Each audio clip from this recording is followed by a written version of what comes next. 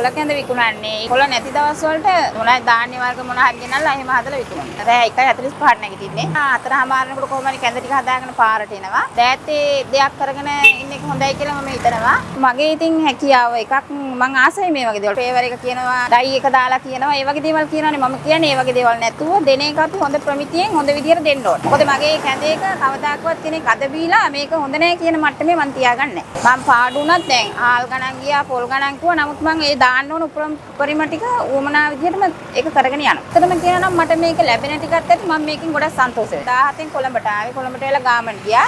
Garment ගිහලා ඇත්තටම කියනවා මගේ බඩු මුට්ටු ටික මං හදාගත්තා. ඒ බඩු මුට්ටු තියලා මේ ලෝන් ගහලා මේවා කළා තමයි ගේ ගත්තේ. කම්මැලි වෙලා බෑනේ. දැන් ගොඩක් දුරට ගොඩක් මිනිස්සු කරන දේ තමයි උදේ 6-7 වෙනකන් නිදියන. ඊයේ රෑ වැඩක් කරොත් 10-11 වෙනකන්. නමුත් මම එහෙම නෑ. දැන් ළමයට නම් මං කියන්නේ නිදියන තැනට මුල් තැන දෙන්න එපා.